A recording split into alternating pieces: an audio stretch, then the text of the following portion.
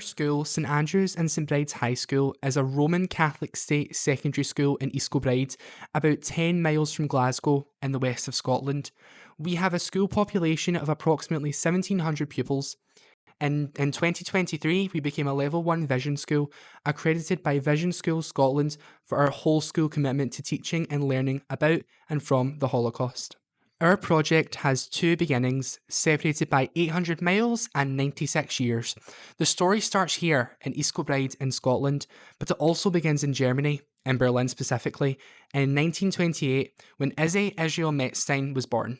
When we first learned about the My Hometown project, we didn't think we could enter. After all, our town is a new town. In 1947, it was decided East Kilbride, a village of just several thousand inhabitants, would be developed to become a much bigger place to live and work. Today, East Kilbride has a population of just over 78,000. When considering the project, we couldn't think how a town not built until after the end of the Second World War could be linked to the Holocaust. We didn't realise the answer lay right on our school's doorstep. Our school church, St Bride's, located right next to our school, was opened in 1964. What we weren't aware of until very recently was its connection to the Kindertransport. If it weren't for the Kindertransport, our church would not have been designed by one of the two architects leading the design team. Therefore, the church, which our staff and pupils walk past every day, and that we worship in as a community, would not be the church it is without Isi Metzstein and Andrew Andy McMillan. Together with colleagues in the architectural firm, Gillespie Kidd and Koya, they designed a number of Roman Catholic churches and schools in Scotland during the 20th century. Isi Israel Metzstein was born on the 7th of July 1928 in Berlin along with his twin sister Jenny. The twins had two older siblings, a sister Liba, who was 6 years older, and Joseph, a brother born in 1923. They also had a younger brother called Leo, who was born in 1932. Their parents, Ephraim and Rachel Metzstein, were Polish. They married in 1920 and moved to Berlin in the early 1920s. Izzy's father had changed the spelling of his surname, perhaps to sound more German, when they moved to Berlin. The Metzsteins settled into Berlin life with their 5 children, but a tragedy was to occur just a year later with the death of Ephraim, Izzy's father, the same year that Adolf Hitler became Chancellor of Germany. It says at the bottom he was born on the 1st of March 1897, so he would have been 36 when he died. That's a very young age. Yeah, I know, and then he's left behind 5 children, which is quite a lot. And his wife, who's now a widow and has to take care of 5 people by herself. It's signed at the bottom of the register. It also says his address, which I couldn't make out, but you have found out that he was a resident in 17 Grenadier Street. So that now makes up the full document. In an interview Izzy recorded much later in life with the Scottish charity Gathering the Voices, Izzy remembered witnessing the immediate aftermath of the November pogrom in 1938, seeing both his school and synagogue on fire. He was 10 years old. Now I realise it was probably the most dangerous thing I've ever done in my life, but nobody paid any attention to me. And of course, when I saw what was happening, I went home. But I saw that the synagogue was burning. The fire spread to the roof of the school, and the firebrigade standing by and making sure that none of the non-Jewish property was on fire, and everybody looking at it and enjoying themselves. The non-Jews, I mean. The November pogrom was a turning point because it demonstrated a big increase in not just anti-Semitic persecution, but in violence.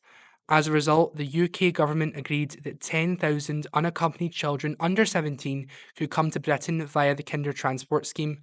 Hundreds of these children came to Scotland, and many, like Izzy, came to Glasgow. A requirement of the scheme was that every child had to be sponsored, which made it harder. Izzy came to Scotland on his own at the end of June 1939, just a very few short months before war broke out. He turned 11 on the 7th of July. He travelled on the SS Washington, which docked at Southampton. The children on board were all medically examined before they were allowed to leave the ship, in the care of the British Inter-Aid Committee. On arriving in Glasgow by train from London Euston to Glasgow Central Station, Izzy went to stay with a family in Hardgate near Clydebank, where he lived and went to school nearby for almost a year.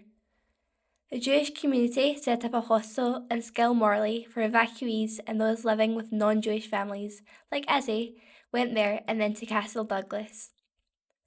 By 1943, he returned to stay in Glasgow, where he was reunited, rather incredibly given everything, with his mother and all of his siblings. He remembers them all leaving Germany, but not together, as it was decided it was safer that way rather than waiting to all travel at the same time in case war broke out. Isi's mother and older sister only got out of Germany right before the war. Isi left school the year the war ended in 1945 and went on to study architecture. He had an apprenticeship with Gillespie, Kidd and Koya and stayed with this firm until the business closed in 1987. Even all these years later, the Scottish firm's name and Isi's are renowned for their work in the post-war period, building a number of schools and churches, including our school church, St Bride's. The firm's archive is stored at the Glasgow School of Art, where Isi went on to work later in his career. He was also a professor of architecture for a time at Edinburgh University. St Bride's is made from Victorian sewer bricks and concrete and was built for a congregation of 800. It was the largest church ever built by Gillespie, Kidd and Koya and took 7 years to build. There is so much intricate and symbolic detail both inside and out. An appraisal of the church's design, which appeared in April 1966 issue of the RIBA, the Journal of Royal Institute of British Architects, said it was a landmark in church design, certainly in Scotland. Indeed, St Bride's is regarded one of the finest examples of British 20th century Christian church architecture, as it received an RIBA Bronze Medal for Architecture in 1964. More recently, in 2013, it took third place in the UK's Best Modern Churches competition. It is still visited by many architecture students from Scotland and beyond. Isi himself was awarded the Royal Scottish Academy Gold Medal for Architecture in 1975, and he was awarded an OBE too. Unfortunately, the striking 90-foot tall campanile, or bell tower, clearly evident in the original drawings and photographs, was taken down in the 80s. The church's roof was restored in 2016, with work on its walls also undertaken. Isi married Danielle Kahn in 1967 after a 5-year courtship in Glasgow. Dani, also Jewish, was born in 1942 and spent her first few years of life with her parents in Vichy, France during the war, hiding to avoid deportation. Living together as Mr. and Mrs. Metzstein in Glasgow's West End, Isi and Dani went on to have 3 children together, Mark, Saul and Ruth. Isi died in 2012 at the age of 83, having lived in Glasgow since he came on Kindertransport in 1939. In 1998, BBC Scotland documentary on the Kindertransport he was featured in, he said, when people ask if he went back to Germany, he said he went, but not back to it as such. We don't think of ourselves as expatriate or people who would go back to Germany. Indeed, when people say to me, do you ever go back to Berlin? I usually correct them rather precisely and say, I go there, but I don't go back. I live in Scotland.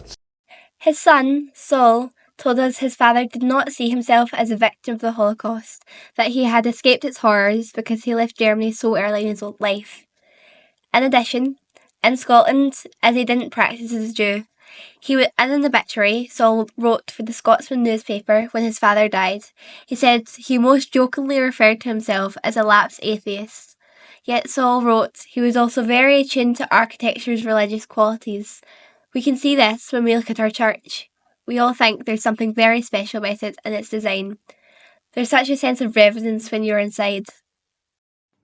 Isi's legacy lives on through his children, through his lifetime's work, known as one of Britain's most significant post-war architects, and here, for us, in our church. Before we began this project, none of us knew about Isi's childhood and how he came to Scotland. Without him, St Bride's would be a very different church visually, both inside and out. 60 years on from the official opening of St Bride's as a school community, we recognise the contribution Isi has made to East Kilbride.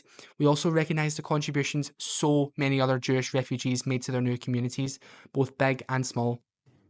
We feel it is important to remember that the same continues today, with refugees of all nationalities who come to Scotland making their own contributions.